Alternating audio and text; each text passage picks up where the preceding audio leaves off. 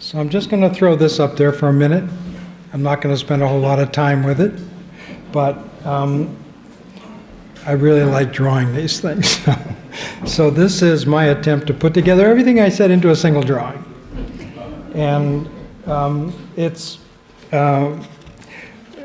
something I call matrix ontology. That's my term for what I think of. It's like not matrix psychology, but ontology. So not just psychological, but depth of being. And this process is, the symbolism behind this is just to capture some of the basic theory and the ideas that we've discussed here tonight. So I'm going to just quickly go through it and then go a little deeper into theory. So the subliminal content, I wish I had we don't have a pointer. Is that one by any chance?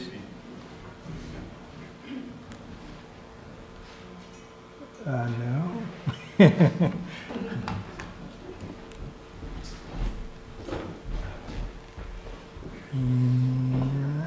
Not seeing it. Oh well, we don't have to really, it's not that crucial, but I don't know if that's one.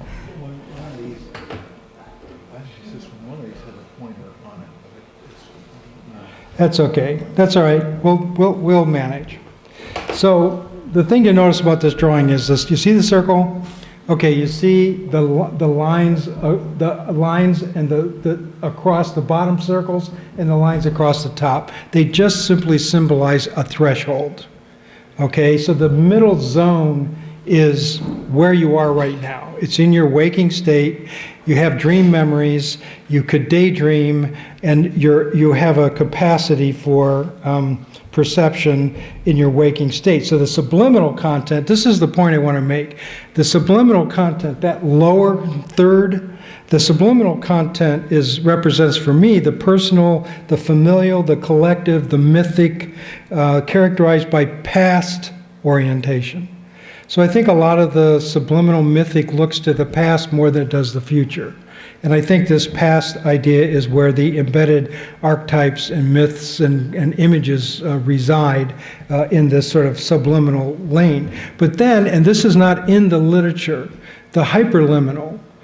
This is the thing I've never been satisfied with, the theory of the unconscious. I've always felt that it was an inadequate concept and not philosophically sophisticated. Because by hyperliminal, I mean something that's coming into being, not something that's pre-existed or has existed in the past, but something that's coming into being, that we're getting intuitions. We feel that it's coming in. We don't quite know what it is. It hasn't really taken solid form. It hasn't been fully actualized, but we get dreams. We have images that represent this emergent, sort of what I'll call future element rather than past, and I call that the hyperliminal threshold. And then there's a third threshold, which is the circle. The circle there represents what I've called the transliminal, beyond the boundary, because there's a point at which I think in dreaming, to use a metaphor here, is you cross over onto the paper itself. You can't, it's not contained within the drawing, within the mind, within the individual consciousness, but crosses into some deep level of being beyond the everyday mind. And it's not ordinary consciousness. You know, it's like this deeper, mystical, super-existent awareness. And that is perhaps something that is experienced through these altered states of subliminal dreaming.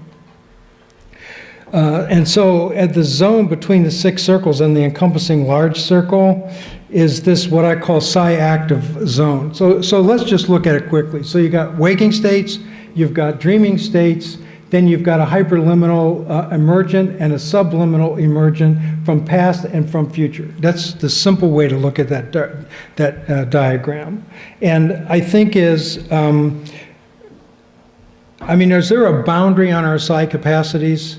And if there's a boundary on our psi capacities, how does that function? In other words, if dreaming is a virtual exercise in the unfolding of psychic ability and the encounter with mystical depths, if that's really part of dreaming, then in this process, where are the boundaries, so to speak? And I think the boundaries, there's a boundary that represents our self-conceived ideas about our own psychic abilities. Do you believe that you're psychic? Do you believe that you've actualized your psychic capacities?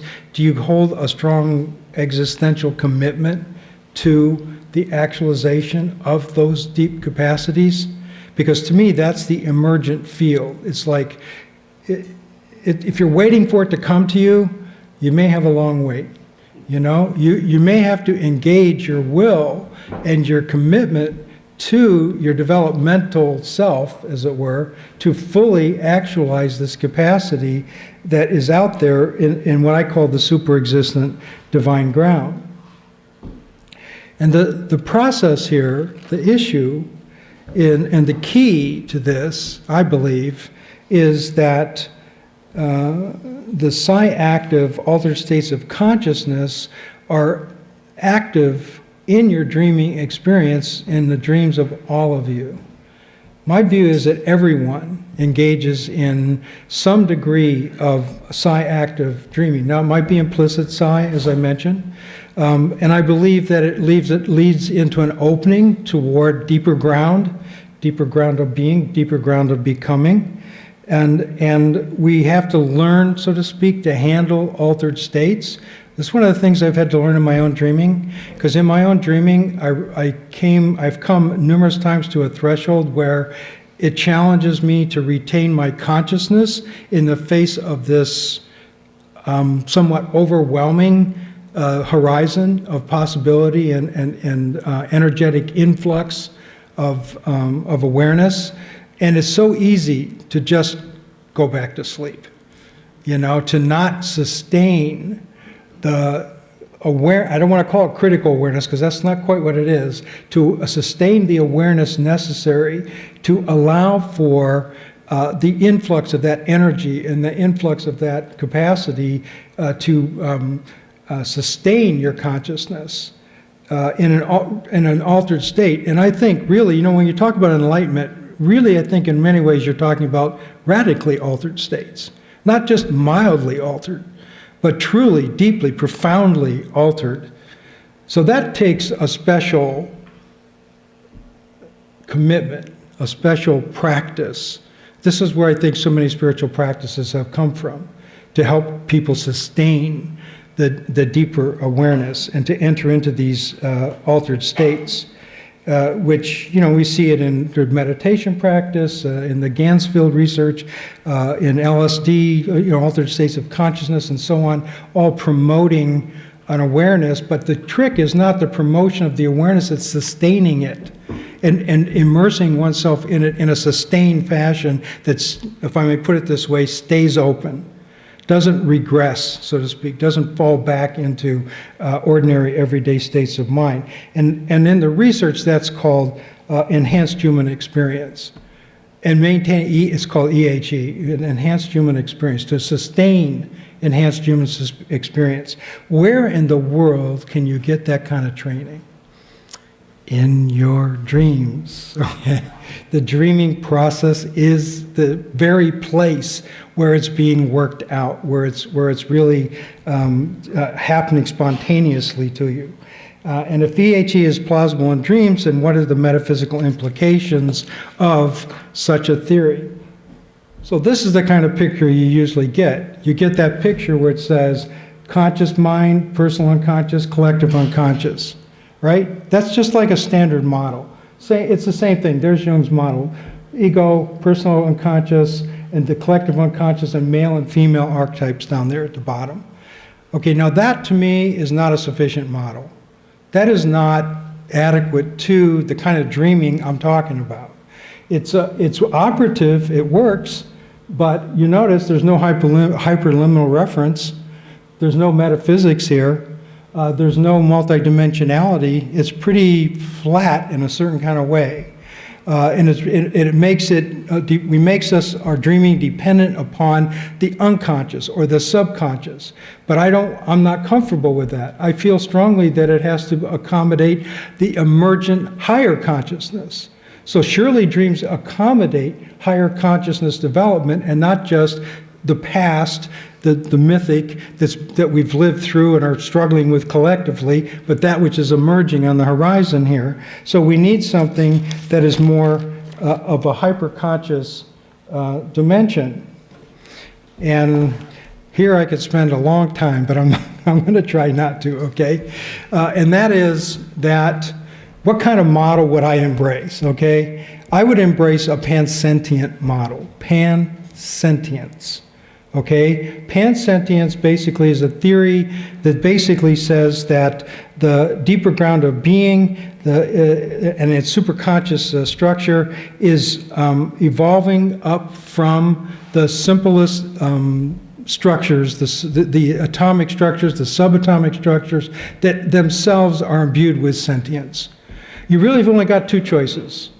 You either embrace an emergent model of physicalism, or you go for some kind of pansentience. There's really not much alternative at this point. And my view is pansentient, that I think that at the very base level, that the molecular interaction is a sentient, has a quality of sentience to it. It's not self-aware like we are, but it has the quality of sentience. And my theory on the quality of sentience is that process-based ontology ascribes complexity to the emergence of complexity to the development of sentience.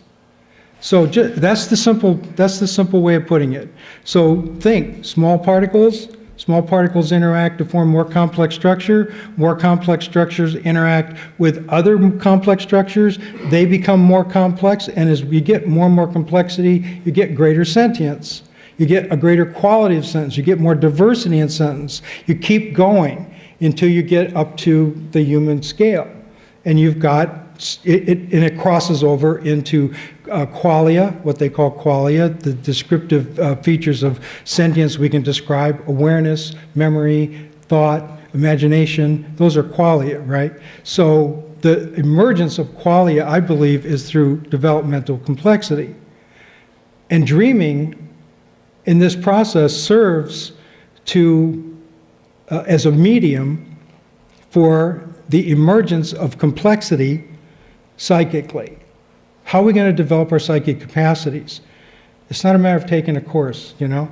It's a matter of getting in there and engaging it within yourself in terms of your deeper capacities, and dreaming, I believe, is the medium by which sentience evolves. That's putting it as simply as I can put it, you know? It's like, and if we ignore our dreams, if we just, you know, we don't pay attention to them, it doesn't mean that there's no developmental impact, but it means it's minimal impact. But if we bring sentience to the dream, we enhance complexity, we develop new capacities, we engage the world with greater complexity, and therefore we heighten our sentience. And then we can cross over the thresholds that lead to the genuine exercise of our psychic capacities. So dreaming is the place where it gets sort of worked out. That's where your practice is. Your self-awareness becomes emergent.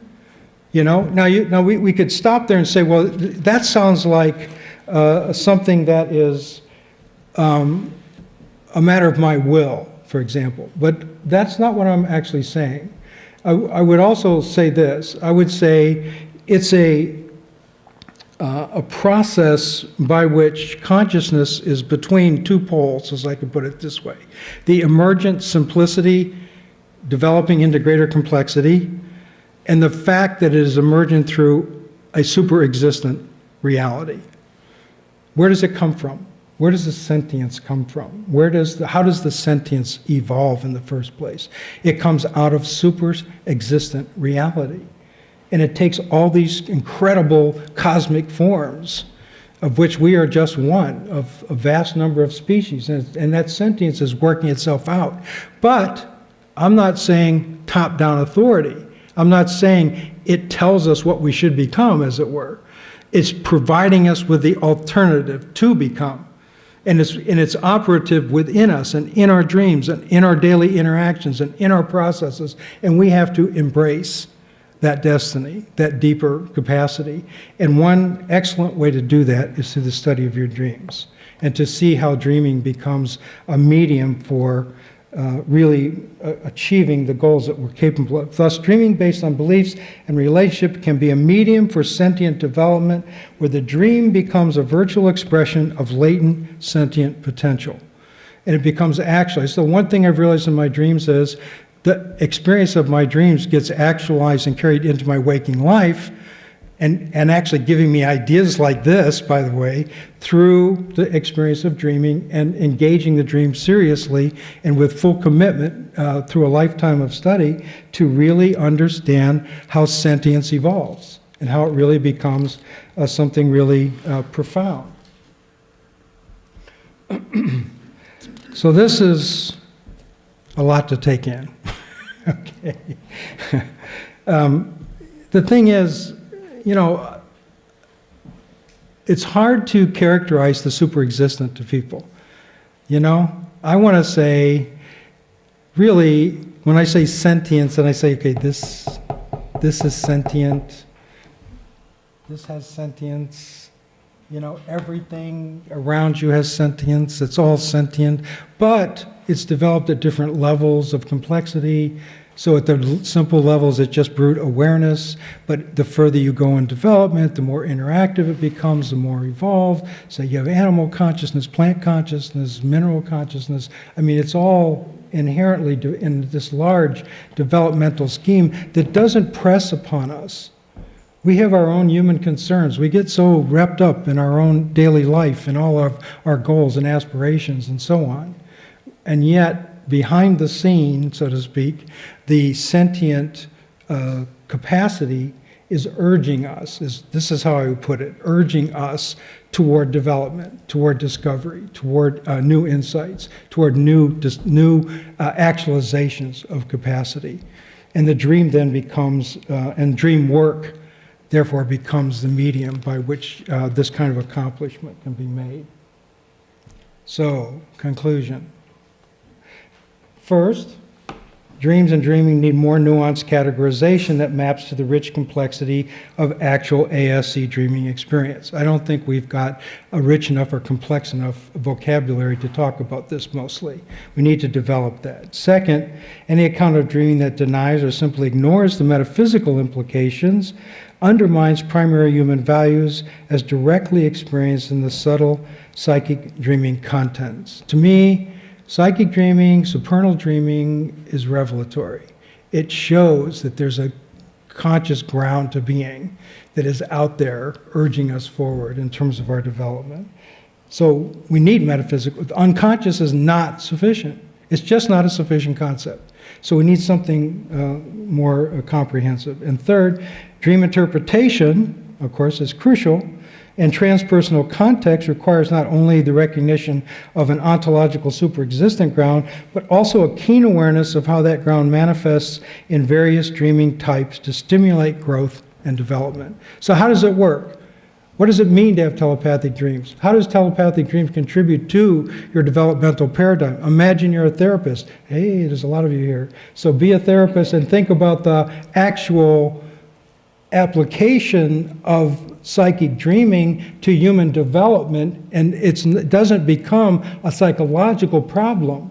It becomes something else. It becomes an ontological challenge to try to find ways to encourage people through their dream interpretation of what it's revealing to them in terms of their deep capacities. Not just through interpretation of symbols, but through this actualization of these dream types, which I'm sorry to say are not as recognized as they might be. Finally, in this model of dreaming types is meant to be heuristic, which is just an example. It is, of course, true that in an explicit dream, the contents may blend or combine aspects of some or all of the different types. A dream with mythic contents can also have psychic aspects. The narrative may lead to deep, profound dream experience and a mythic or mystical type. In other words, I've separated them out, but in real life, they're not necessarily separated out. They're woven together. So you have to be able to identify the strands and see what's at work there in terms of the interpretive process. So you've been here before, you'll be here again, okay? There's no getting away from that. The end. Or maybe not.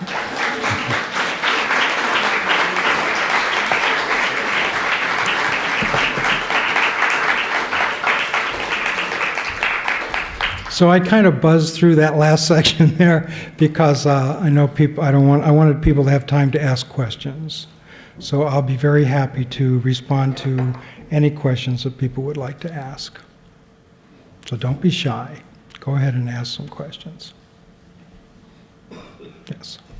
I'm curious, in the beginning, or towards the beginning, you talked about survival theory. Survival theory? And what you didn't say much about it. Yeah, sure.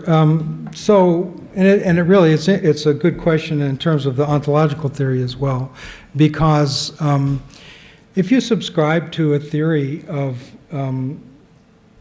the unconscious as a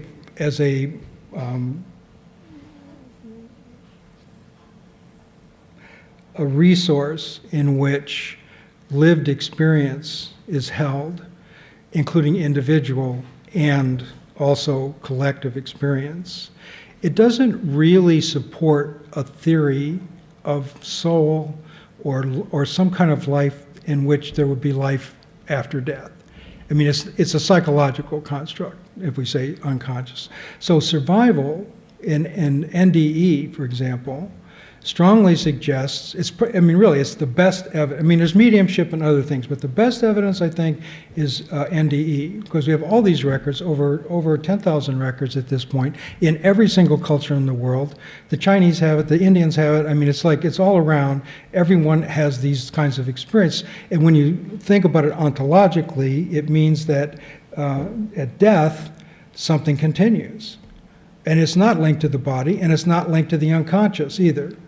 It might have an unconscious element, but it's not determined by it. So what does that mean? What does that implicate in terms of our psychological theories? See, we need a psychological theory that encompasses and validates and fully appreciates survival. If survival's real, if there really is life after death, if it's real, then we need a psychology that acknowledges that. And I think NDE gives us very good evidence that such a possibility is more than, say, faith or belief in a religious worldview or something. This is pretty strong evidence, you know?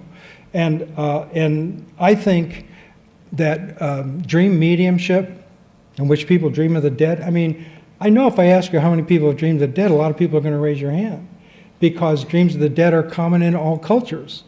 But what if dreams of the dead are not a psychological projection? What if they're not a function of the unconscious, but what if they're an ontological, real event in which you are somehow actually communicating with the dead? Okay, you need a bigger picture than just the psychological unconscious. And so survival theory, I think, is an extremely important contribution here. You keep thinking, how can you get across the horizon into a more super existent picture?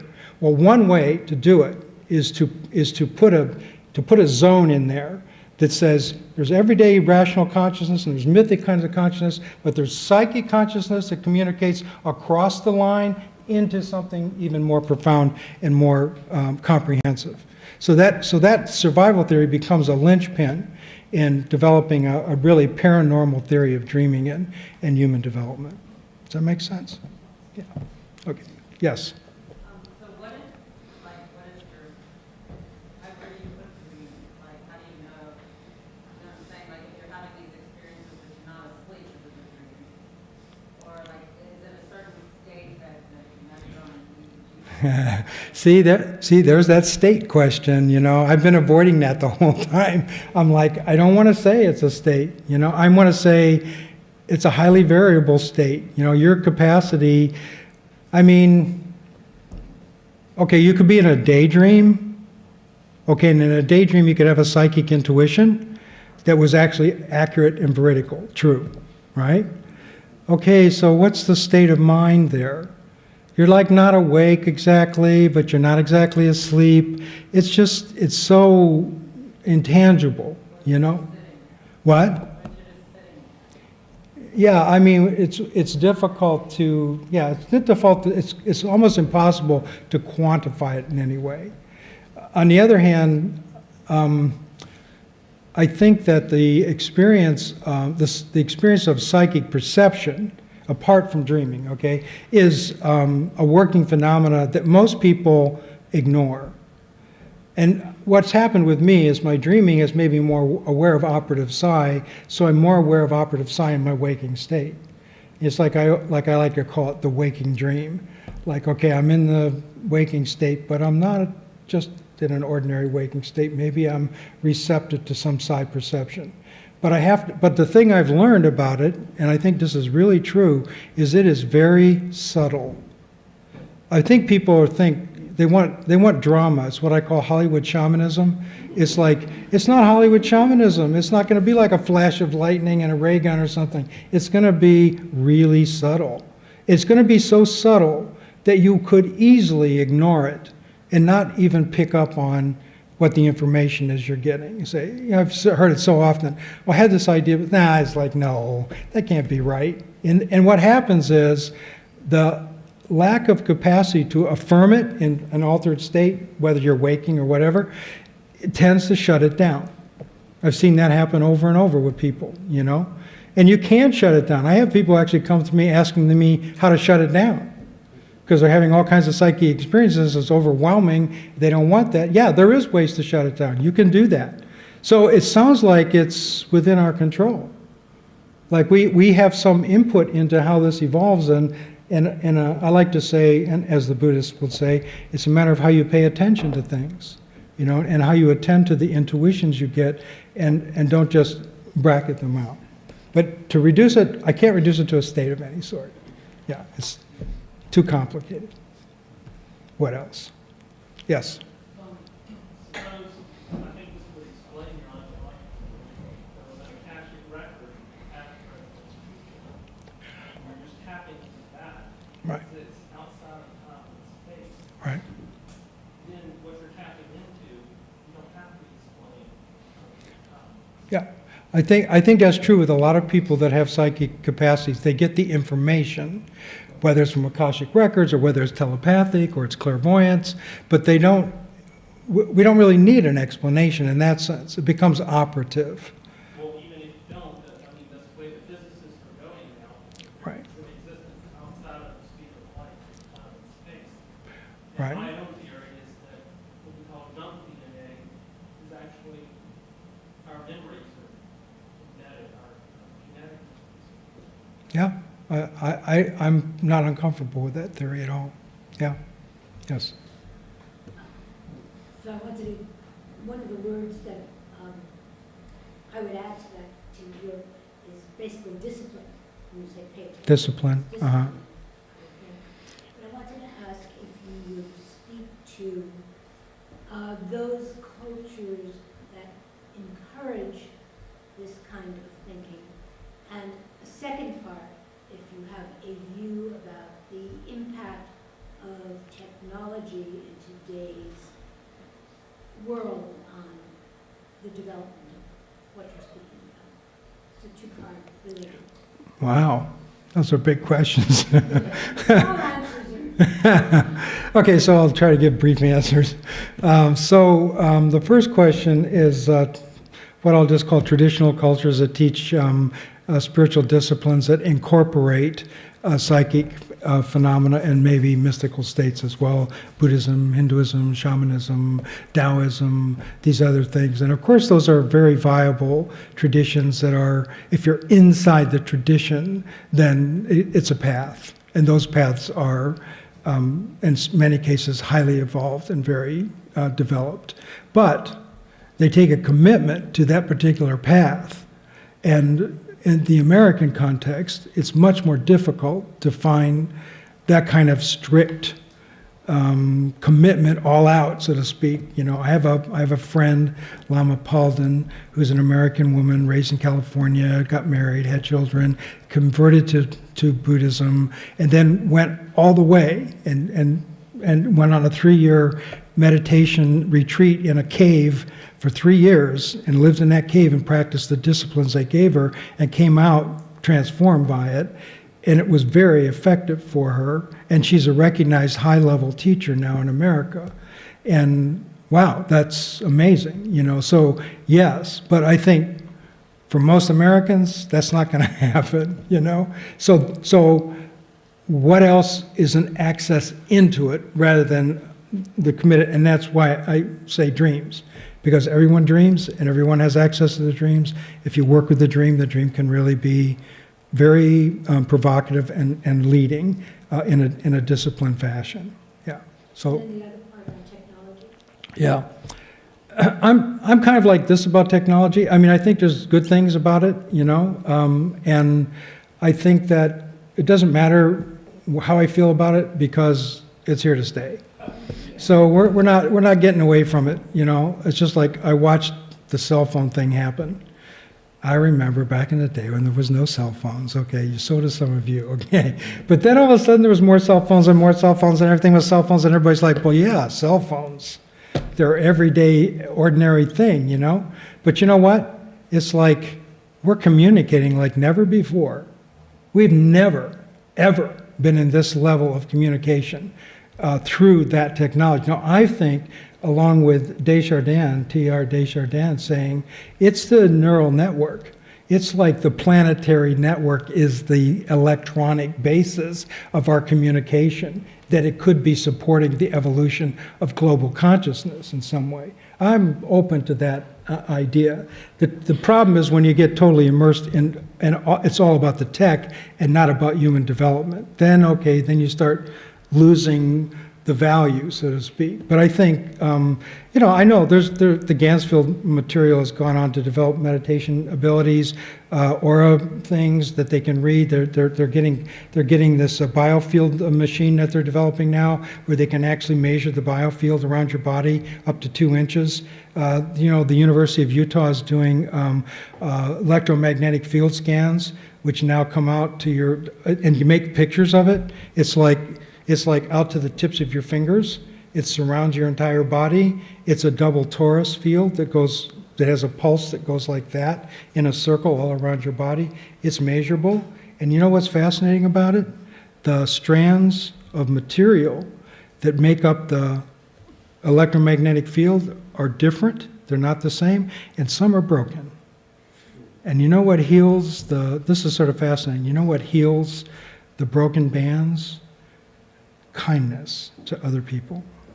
It actually changes the dynamic electromagnetic structure that surrounds the heart. So I think so technology can be good. You know, it can be a big distraction and problematic too. So I don't see it as standing in the way of the kind of spiritual development we're capable of, though. Yes? To sustain superconsciousness, Uh-huh. you said work with your dreams, but can't we work with active imagination as well? Oh yeah, I think, sure. I think there's a lot of techniques that we can use to get at it. But you know what I would say about that is you'd have to differentiate between active imagination of superconscious existence and the real deal, okay? Because it's not the same. But I do think, and this is why earlier in the talk I said imagination as a function, as a natural operative function, is crucial for spiritual development. And if you can harness it through meditation techniques and guided practices, I think that's great. And I think it can produce very positive results. But the imaginative act is not necessarily the actualization or realization of the ontological condition. That's a leap right there, you know? And sometimes I think it can become a substitute, you know, that the imagination, okay, you can fall back on the imagination, but it can become a substitute for going beyond the imagination. So that's an area that needs to be negotiated carefully. Yeah. Okay, people, I'm going to quit. Okay, it's 7 o'clock, so thank you very much.